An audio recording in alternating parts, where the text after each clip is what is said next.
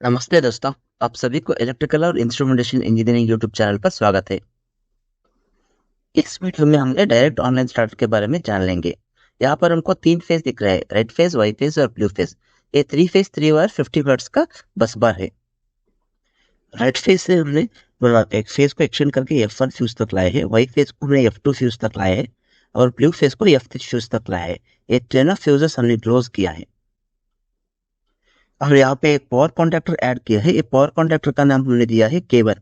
या F1 fuse output terminal से power contractor तक एक फेज लाया है और F2 से ये येलो फेज को हमने पावर कॉन्ट्रैक्टर का मिडिल टर्मिनल तक लाए हैं और F3 का ब्लू फेज से हमने पावर कॉन्ट्रैक्टर लास्ट टर्मिनल तक तीनों फेज लाया है।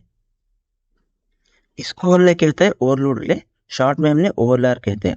इसको हमने पावर कॉन्ट्रैक्टर का सीरीज का साथ जोड़ देंगे। यहाँ रेड फेज जो आ रहे हैं ना, ये यहाँ से निकलेगा और वाइट फेज ये मिडिल से निकलेगा और ये ब्लू फेज लास्ट वाला टर्मिनल से निकलेगा। यहाँ हमारा फाइनल कंट्रोल एलिमेंट है, इसको हम कहते हैं मोटर। इसको थ्री फेज इंडक्शन मोटर किया जाता है। यहाँ पे देखिए, ये रेड फेज जो निकला है ओवरलोड रिले से, वहां हमने मोटर का टर्मिनल को कनेक्ट किया है।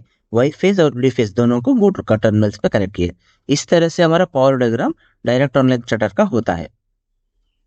अभी कंट्रोल डायग्राम कैसा करता है उसको हमने जानेंगे। यहाँ पे देखिए कंट्रोल ट्रांसफार्मर है, शॉर्ट में हमने CTF लिखा है। यहाँ 415 बार 110 वोल्ट्स लिखा है। इसका मतलब है ये प्राइमरी साइड हमको 415 वोल्ट्स मिलता है, आउटपुट यहाँ से 110 वोल्ट निकलता है। यहाँ पे मैं येलो और ब्लू फेज से टैपिंग लिया हूँ। यहाँ टैपिंग लेके प्राइमरी साइड दिया हूँ 415 वोल्ट AC। यहाँ से हमको 110 वोल्ट AC आउटपुट जनरेट होता है। उसको हम कैसे कंट्रोल सर्किट में यूज करते हैं आगे जान लेंगे।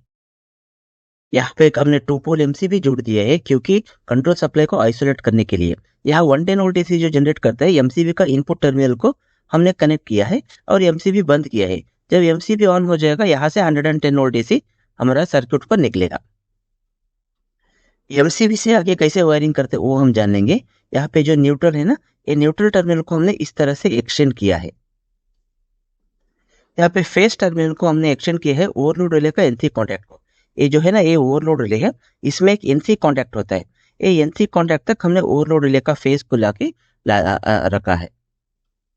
यहाँ पे ऑब्जर्व कीजिए, ओवरलोड रिले इसीलिए रखा है ताकि कभी भी सर्किट ट्रिप होता है ना, यहाँ पर हमारा कॉन्टैक्ट ओपन हो जाए ताकि सप्लाई आगे फॉरवर्ड नहीं होता है और मोटर चालू नहीं होता है ओवरलोड रिले का रीजन से।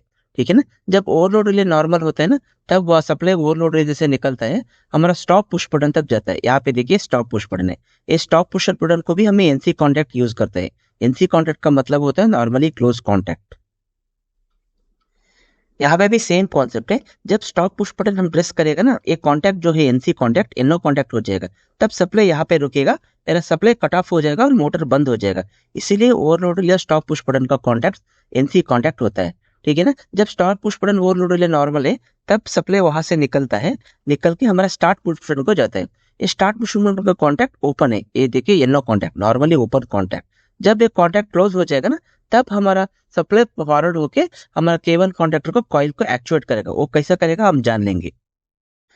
टॉप पुश बटन से वायर निकलते हुए हमारा K1 कॉन्टैक्टर कॉइल का A1 टर्मिनल पे जाया है और वो न्यूट्रल ने A2 टर्मिनल को गया है। यहाँ पे देखिए, ये K1 पावर कॉन्टैक्टर है, इसका कॉइल इसका पीछे रहता है। A1 और A2 टर्मिनल ऐसे रहता है। ये A1 टर्मिनल को स्टार्ट पुश बटन जब प्रेस करता है ना, ये सप्लाई एक्सटेंड होके A1 टर्मिनल तक जाता है। न्यूट्रल ऑलरेडी पहुंच चुके हैं, तब क्या हो जाएगा, ये स्टार्ट पुश कॉन्टैक्टर क्लोज हो जाएगा और हमारा RYB फेज एक्सटेंड होके मोटर चालू हो जाएगा। इस सर्किट को ध्यान से समझिए, इसको हम कहते हैं लैचिंग सर्किट। जब क्या होता है, स्टार्ट पुश बटन को एक बार हमने स्टार्ट पुश को प्रेस करके रिलीज कर जाता है। जो रिलीज करने के बाद फिर से मोटर बंद हो जाएगा। ये बंद नहीं होने के लिए हमने क्या किया है, एक K1 पावर कॉन्टैक्टर का NO contact, normally open contact जो है ना, यूज किया है। यहाँ पे रहता है NO कॉन्टैक्ट, यहाँ पे NO कॉन्टैक्ट रहता है। ये नॉर्मली ओपन कॉन्टैक्ट। ये क्या होता है, जब आपको कॉन्टैक्टर एक बार पिकअप होता है ना, ये कॉन्टैक्ट एक बार स्टार्ट प्रेस करते हैं, सप्लाई जाके कॉइल को पहुंचता है और कॉन्टैक्टर क्लोज हो जाता है। जब कॉन्टैक्टर क्लोज होने के बाद ये कॉन्टैक्ट NO कॉन्टैक्ट से NC कॉन्टैक्ट हो जाता है। ठीक है ना। जब हमारा सप्लाई यहाँ से जो निकलता है ना, यहाँ से पास हो जाता है और जब हम रिलीज करते हैं, करने के बाद भी हमारा पावर सप्लाई यहाँ से पास होके कॉइल पर पहुंचता है। इसलिए मोटर कंटिन्यूअसली ऑन रहता है। अभी हमने कंट्रोल सर्किट समझ लिया है और इसका वर्किंग एनिमेशन समझ लेंगे। यहाँ पे देखिए डॉटेड लाइंस जो दिख रहे हैं ना, ये red phase, Y phase, blue phase fuse तक फ्लो हो रहा है। अभी फ्यूज को डाल दिया है, फ्यूज से आउटपुट जाके रेड फेज, वाई फेज और ब्लू फेज पावर कॉन्ट्रैक्ट तक पहुंच चुका है। ठीक है। और येलो फेज और ब्लू फेज भी वहां से डायरेक्ट टैपिंग लिया है, वो कंट्रोल ट्रांसफार्मर तक 415 वोल्ट एसी मिल रहा है। और कंट्रोल ट्रांसफार्मर का आउटपुट से एमसीबी 2 पोल एमसीबी तक 110 वोल्ट एसी रेड वायर से फेज निकला है और ब्लैक वायर से न्यूट्रल है। यहाँ तक हमारा सप्लाई आ चुका है। अब बाद में हमने एमसीबी को क्लोज करते हैं। एमसीबी को क्लोज करने के बाद हमारा न्यूट्रल जो है एक्सटेंड होके डायरेक्टली A2 कॉइल तक, केवन पावर कॉन्टैक्टर का A2 कॉइल तक पहुंचेगा, ठीक है ना। और फेज जो है ना एक्सटेंड होके ओवरलोड रिले एनसी कॉन्टैक्ट, यहाँ जो ओवरलोड रिले ना इसका एनसी कॉन्टैक्ट नॉर्मल एक्टिव नहीं हुआ है, इसीलिए वहां से पास हुआ है। वहां से पास होके स्टॉप पुश बटन को एनसी कॉन्टैक्ट को गया है। यह स्टॉप पुश बटन प्रेस नहीं है, इसलिए वहां से भी फॉरवर्ड जाके हमारा स्टार्ट पुश बटन तक गया है। यहाँ पे देखिए स्टार्ट पुश बटन है, स्टार्ट पुश बटन का एनो कॉन्टैक्ट तक पहुंच चुका है। अभी स्टार्ट पुश बटन प्रेस नहीं है, इसलिए सप्लाई यहाँ पे रुका है। और अब केवन पावर कॉन्टैक्ट का एनो कॉन्टैक्ट तक चले गया है, क्योंकि केवन पावर कॉन्टैक्ट ऑन नहीं है, इसलिए सप्लाई भी यहाँ से एक्सटेंड नहीं हुआ है। अभी हमने क्या करते हैं टेस्ट करने के लिए, ये स्टार्ट पुश बटन को एक बार प्रेस करते हैं। जब स्टार्ट पुश बटन को प्रेस करते हैं ना, ये कंट्रोल सप्लाई यहाँ से पास होता है। यहाँ से पास होके हमारा A1 कॉइल तक जाता है और A1 कॉइल हमारा एक्चुएट होता है। हमारा कॉइल को सप्लाई मिल जाता है A1 और A2 टर्मिनल को स्टार्ट पुश बटन प्रेस करने के बाद, तब क्या होता है यहाँ से देखिए ये फेज RYB फेज एक्सटेंड होके ओवरलोड रिले से निकल के हमारा मोटर तक पहुंच जाता है और मोटर हम लोग घूमना चालू हो जाता है। अभी मोटर रोटेट हो रहे हैं, इसलिए मतलब मोटर ऑन हो गया, ठीक है ना। अभी हम लोग सर्किट को लैच करने के लिए कैसा लैच होता है उसको देख लेंगे।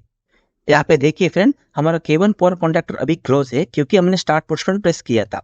इसका मतलब क्या होता है, येलो कॉन्टैक्ट जो केवन पावर कॉन्टैक्ट का एनसी कॉन्टैक्ट बन गया। यहाँ पे देखिए, यहाँ से जो स्टार्ट पुश बटन रिलीज कर दिया, इसलिए कॉन्टैक्ट ओपन हुआ है। एक क्या होता है, येलो कॉन्टैक्ट केवन पावर कॉन्टैक्टर का एनसी हो गया, इसलिए सप्लाई यहाँ से निकल के केवन कॉइल तक पहुंच चुका है। और वो मोटर को कंटिन्यूस सप्लाई, केवन पावर कॉन्टैक्टर कंटिन्यूसली ऑन है और power supply RYB phase motor को कंटिन्यूसली पहुंच चुका है और मोटर कंटिन्यूसली चालू है। जब हमारा ओवरलोड, अब जब हमको मोटर पे कुछ दबाव आ जाएगा, मोटर रुक जाएगा, तब ये ओवरलोड रिले का कॉन्टैक्ट ओपन हो जाता है और ये सप्लाई रुक जाता है। तो सप्लाई रुकने के बाद ये हमारा कॉइल का सप्लाई निकल जाता है, तब मोटर ऑफ हो जाता है। नहीं तो और एक केस में क्या हो जाएगा, जब स्टॉप पुश बटन हमने प्रेस करते हैं, जब एक कॉन्टैक्ट ओपन हो जाता है, तब हमारा पावर सप्लाई, कंट्रोल सप्लाई आगे नहीं जाता है, तभी मोटर क्या हो जाएगा, तभी मोटर ऑफ हो जाएगा। फिर से जब नॉर्मल होता है, जब फिर से स्टार्ट पुश बटन प्रेस करते हैं ना, फिर से हमारा ये प्रोसेस रिपीट हो जाता है। इसको हमने कंट्रोल सर्किट, मोटर का डेवो स्टार्टर का कंट्रोल सर्किट कहता है। दोस्तों, आप सभी को वीडियो अंत तक देखने के लिए धन्यवाद है। प्लीज आप ये वीडियो को लाइक होने से एक लाइक, शेयर और सब्सक्राइब कीजिए, ठीक है ना। कीप लर्निंग और स्टे अपडेटेड।